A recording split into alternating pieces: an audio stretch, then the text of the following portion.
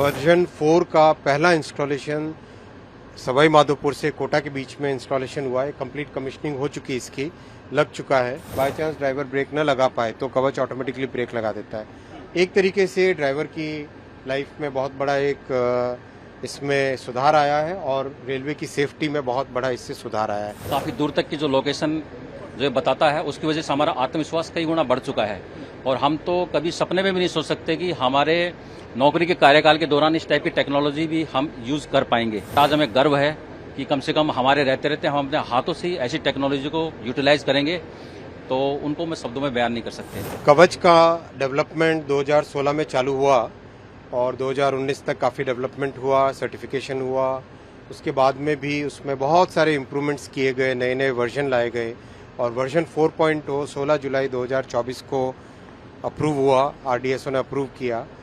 Version 4 का पहला installation Sawai Madhopur से कोटा के बीच में इंस्टॉलेशन हुआ है। कंप्लीट कमिश्निंग हो चुकी है, इसकी लग चुका है, टेस्टिंग हो चुकी है। आज इसका इंस्पेक्शन था, तो बहुत ही एक अच्छी सुविधा है। आप देखोगे इसमें कवच में, अगर आप कवच की स्क्रीन देखो तो इसमें इस स्क्रीन में कई किलोमीटर दूर का जो सिग्नल है वो सिग्नल पहले ही ड्राइवर को यहीं पे दिखाई दे जाता है।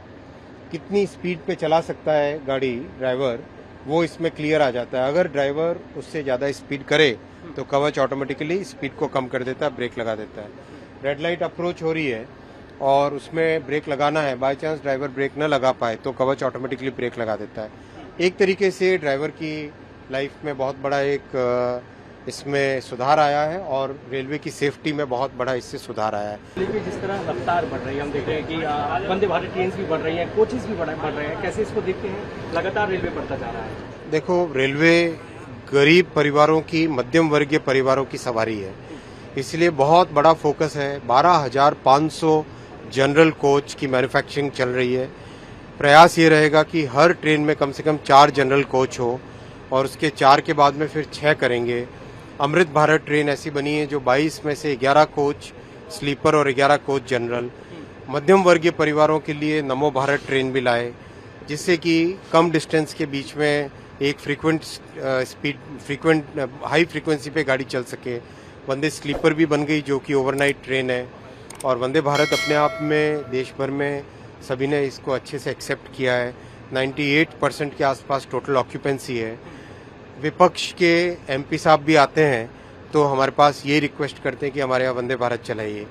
तो जो राजनीतिकरण करने की कोशिश कर रहे हैं रेलवे की, उनसे भी निवेदन करूंगा कि रेलवे एक ऐसी संस्था है जो देश के लाइफलाइन है और इसमें बिल्कुल पॉलिटिसाइज न करें और फोकस करें।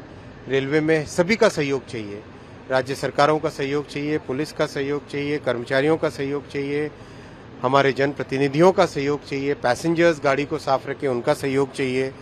हर एक व्यक्ति का, पक्ष हो, विपक्ष हो, अपक्ष हो, सभी का, जो हमारे साथ हैं, हमारे साइड है, जो हमारे ऑपोजिशन में है, जो न्यूट्रल है, उन सब की सपोर्ट की ज़रूरत है। इस देश को हमें भविष्य के लिए, इस देश के भविष्य के लिए रेलवे पे फोकस करके काम करना है। हमें इससे गर्व है कि सर हमारे साथ में थे, हम सौभाग्यशाली समझते हैं अपने आप को।